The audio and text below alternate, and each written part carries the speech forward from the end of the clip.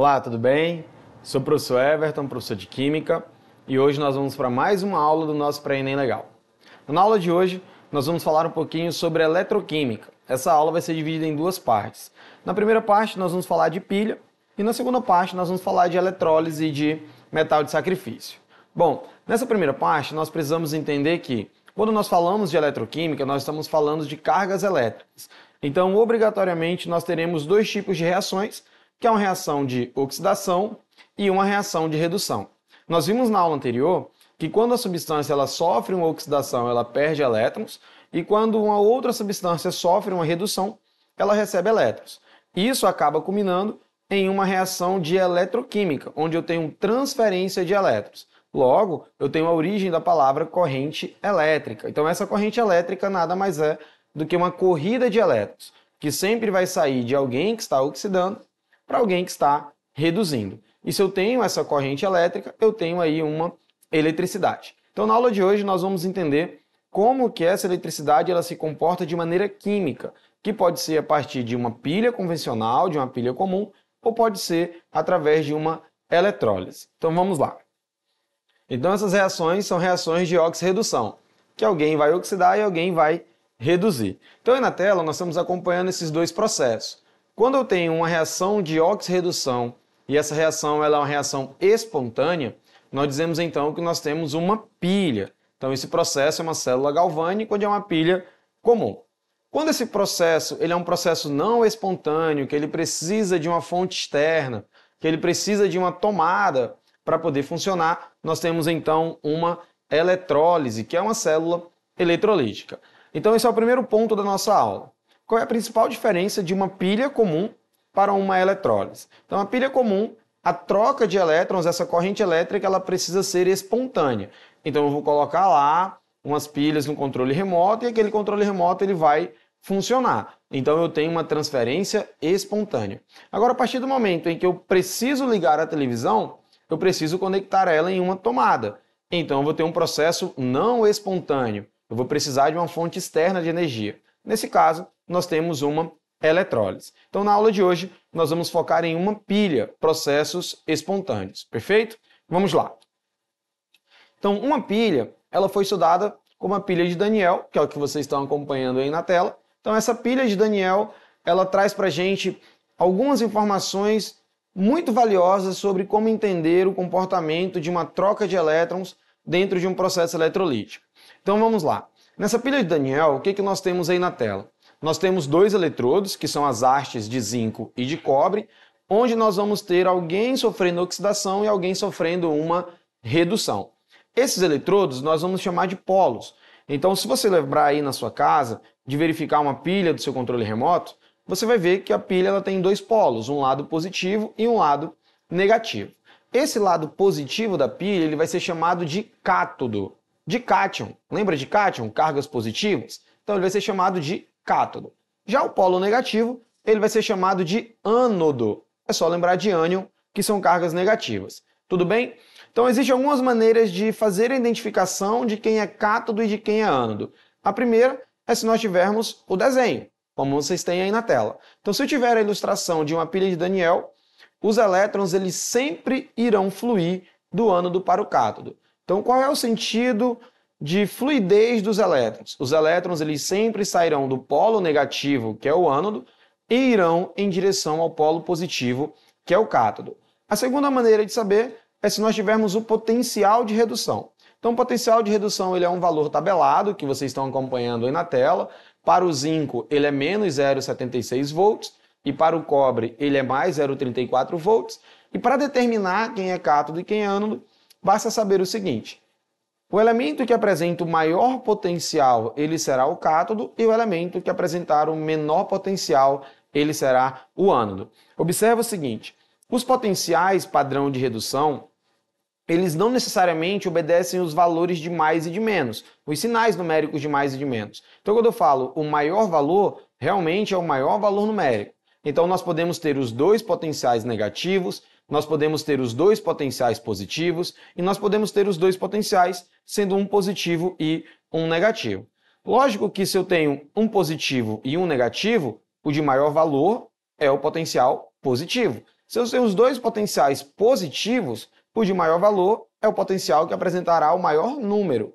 E se eu tenho os dois potenciais negativos, o maior potencial é aquele que se aproxima mais rápido do zero. Tudo bem? Então não vamos confundir polo negativo com polo positivo em relação aos potenciais. O fato é que eu preciso analisar se o elemento ele vai ter um potencial maior ou menor para definir então se ele é cátodo ou se ele é ânodo, perfeito? Então na tela nós temos o potencial do cobre, que é mais 0,34, e o potencial do zinco, que é menos 0,76. Logo, nós concluímos que o ânodo, que é o zinco, ele é o nosso polo negativo, e o cobre, que é o cátodo, ele é o nosso polo positivo. E aí nós temos uma informação crucial, que é como calcular essa DDP. DDP é diferença de potencial. O que significa a diferença de potencial? A diferença de potencial, pessoal, ela na verdade é a força eletromotriz de uma pilha. São quantos volts aquela pilha tem. As nossas pilhas de casa, nossas pilhas alcalinas, elas têm em média 1,5 volts. Então a diferença de potencial entre os dois polos, a energia que tem no polo negativo no ânodo e a energia que tem no polo positivo no cátodo, quando eu fizer essa somatória, esse potencial ele vai girar em torno de 1,5. Por isso que as nossas pilhas caseiras, elas têm aí em média 1,5 volt, diferentemente de uma bateria de um automóvel que vai ter próximo ali de 12 volts. E assim é definido então potencial, tá? Ou FEM, como a gente vê na física, tá? Mas em química normalmente é diferença de potencial e nós vamos atribuir a ela uma DDP, perfeito? Então DDP é diferença de potencial. Quando então que nós temos uma pilha? Nós vimos bem no comecinho da aula que para se ter uma pilha é necessário que haja um processo espontâneo, onde a transferência de elétrons ela ocorra de maneira natural. E essa transferência de elétrons ela só vai ocorrer de maneira natural se essa DDP for positiva. Então, uma das outras maneiras de se saber se estamos diante de uma pilha é se a DDP, se a diferença de potencial for positiva. E como que eu calculo então essa diferença de potencial? Olha ali na tela. A diferença de potencial ela é o potencial do maior, que é o cátodo, menos o potencial do menor, que é o ânodo. Então, sempre que houver necessidade de calcular DDP, é só pegar o valor do maior potencial menos da fórmula o valor do menor potencial. Perfeito? Lembrando que em uma pilha nós vamos ter uma reação de oxirredução, então eu vou ter um eletrodo positivo e um eletrodo negativo. Esse eletrodo positivo ele vai ser chamado de cátodo, enquanto o negativo vai ser chamado de ânodo, e uma pilha nada mais é do que uma reação de oxirredução. Então alguém precisa oxidar e alguém precisa reduzir. Então nenhuma pilha, o eletrodo do ânodo ele sofre uma oxidação e o eletrodo do cátodo ele sofre uma redução. O que nós vimos na aula anterior? Que quem oxida perde elétrons e quem reduz recebe elétrons. Tudo bem? Então, o ânodo, ele sempre vai oxidar, então ele sempre vai perder elétrons, e o cátodo, ele sempre vai reduzir, então ele sempre vai receber elétrons. Por isso que nós temos em uma pilha uma reação de oxirredução, porque alguém está oxidando e alguém está reduzindo, perfeito? Lembrando que quem oxida, ele é o polo negativo e quem reduz é o polo positivo. Aí nós temos um macetezinho na tela que vai te fazer lembrar. O cátodo, ele sempre vai reduzir e o ânodo sempre vai oxidar. Então, nós podemos dizer o seguinte, ó, consoante, consoante, vogal, vogal. O que significa dizer consoante, consoante? Cátodo reduz e vogal, vogal, ânodo oxida. Sempre assim, tá? Sempre assim. É só lembrar que o cátodo sempre é o polo positivo e o ânodo sempre é o polo negativo. O cátodo sempre reduz, o ânodo sempre oxida. Perfeito? Vamos seguir. Aí nós temos uma semi-reação de uma pilha. Como que funciona uma semi-reação de uma pilha? São as reações globais dessa pilha. Então eu preciso entender que na oxidação vai haver perda de elétrons e na redução vai haver recebimento de elétrons. Como que eu vejo isso dentro de uma reação?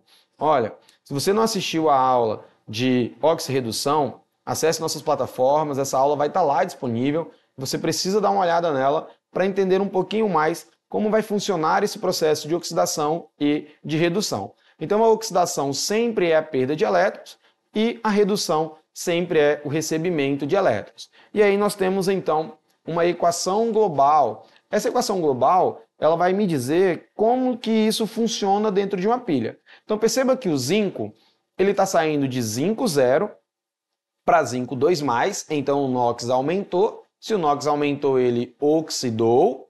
Então, se ele oxidou, ele é o ânodo.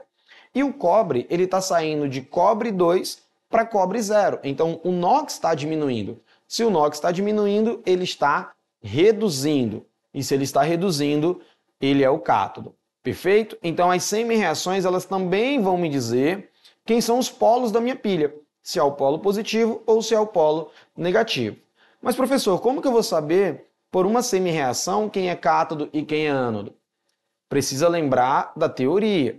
Pela teoria de uma pilha, o cátodo sempre irá reduzir. Então, ao analisar uma reação e você perceber que o NOx está diminuindo, como é a reação que está na tela, essa substância está reduzindo. Logo, ela é o cátodo. E se o NOx dessa substância aumenta, essa substância está oxidando. Logo, ela será o ânodo. Perfeito? Então, vamos seguir. Como que eu calculo a diferença de potencial? A diferença de potencial, ela é o potencial do cátodo menos o potencial do ânodo, né? Que é o potencial do maior menos o menor. E aí nós vamos ter o seguinte, ó. A nossa pilha, nós descobrimos que o cátodo, ele é o elemento do cobre, porque ele vai ter o maior NOx, né? Ali é o potencial de mais 0,34. E o nosso ânodo, ele é o zinco, porque ele vai ter um potencial de menos 0,76. Aplicando isso na nossa equaçãozinha, nós vamos ter o seguinte, ó. Então a DDP, ela é o potencial do cátodo, que é o potencial do maior, mais 0,34, menos da fórmula, nós não podemos esquecer esse menos, o potencial do ânodo, que é menos 0,76. Fazendo o joguinho de sinal, nós vamos ter então que a nossa DDP ela é mais 0,34, menos com menos é mais, então mais 0,76. Sinais iguais, nós somamos e conservamos o sinal. Então nós vamos ter aí uma DDP de mais 1,10 volts, evidenciando que a oxirredução que acontece entre cobre e zinco é de fato uma pilha, porque ela deu para a gente um potencial maior que 0, um potencial positivo. Então, todas as vezes que a DDP for positiva, nós vamos ter um processo espontâneo, vamos ter então uma pilha, perfeito? Mas esses potenciais, pessoal, como vocês estão acompanhando na tela, eles também podem ser agrupados de duas maneiras. Nós podemos ter um agrupamento em série e um agrupamento em paralelo. Como que funciona esse agrupamento? Bom, se nós organizamos os potenciais ou as pilhas em série, nós vamos ter que somar esses potenciais. Vou já mostrar para vocês como. Já se nós tivermos esses potenciais em paralelo, ou agrupamento das pilhas em paralelo, nós não precisamos somar os potenciais. Então, como que funciona isso? Bom, se o controle remoto da sua casa ele pega duas pilhas e você organiza essas duas pilhas com os dois polos, ou positivo ou negativo para o mesmo lado, você vai ver que a sua pilha ela não vai funcionar. Por que ela não vai funcionar? Porque você adicionou ali um sistema paralelo, onde os polos estão do mesmo lado. Nesse caso, quando eu tenho os polos do mesmo lado, eu não tenho a somatória dos potenciais.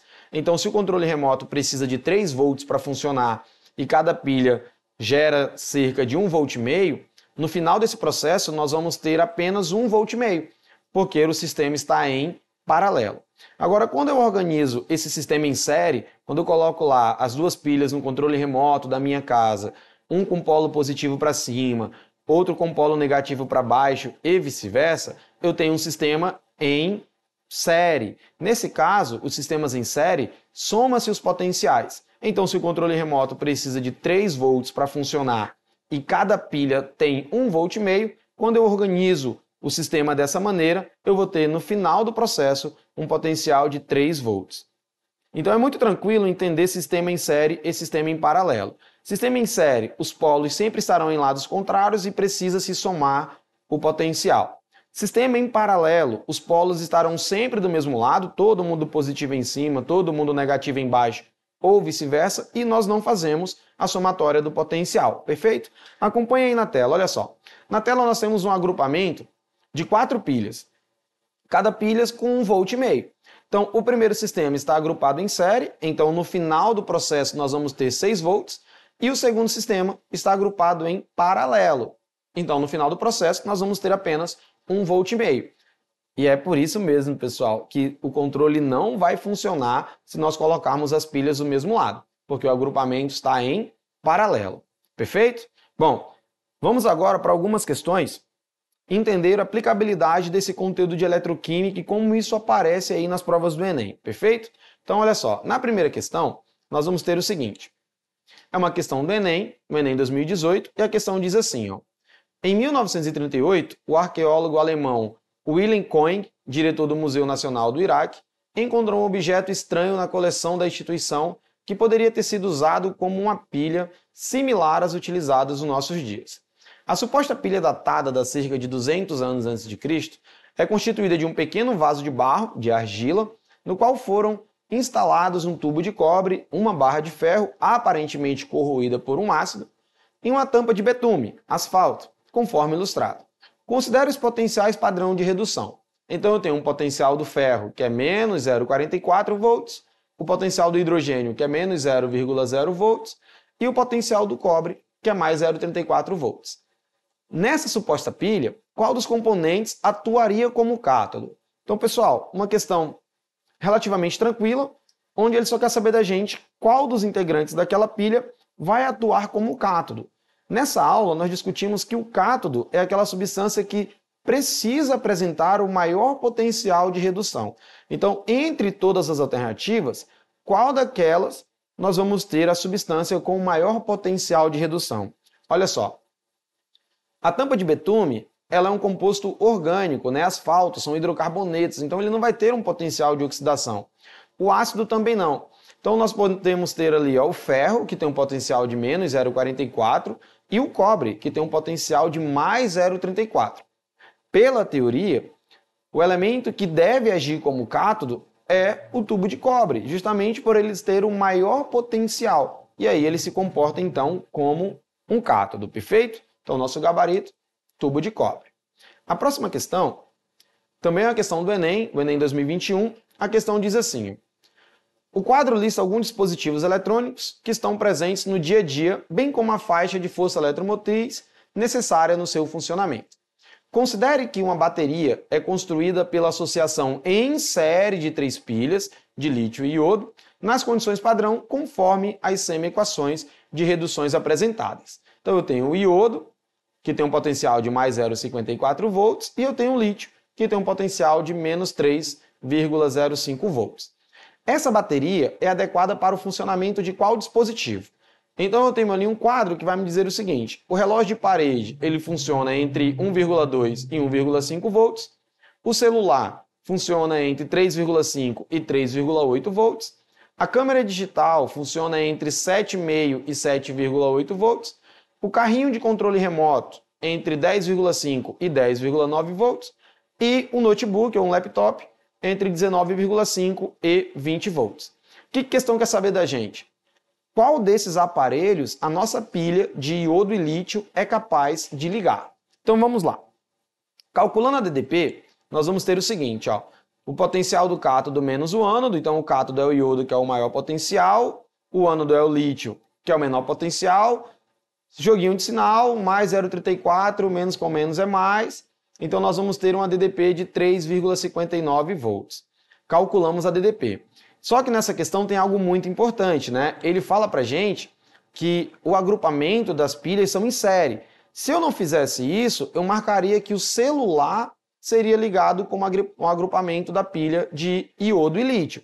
Mas a questão me diz que eu preciso agrupar 3 pilhas em série. Então, se eu preciso agrupar 3 pilhas em série, eu preciso somar esses potenciais. Então, basta que nós façamos 3 vezes 3,59 e aí nós vamos ter um potencial de 10,77 volts. Logo, o aparelho que as nossas pilhas são capazes de ligar vai ser, o que vocês acham aí? analisando nossa tabela, um carrinho de controle remoto, porque ele precisa de 10,5 a 10,9 volts. Perfeito? Então, nosso gabarito, letra D, item 4. Tudo bem, pessoal? Então, foi nossa aula de hoje. Para essas e outras aulas, continuem acessando a nossa plataforma.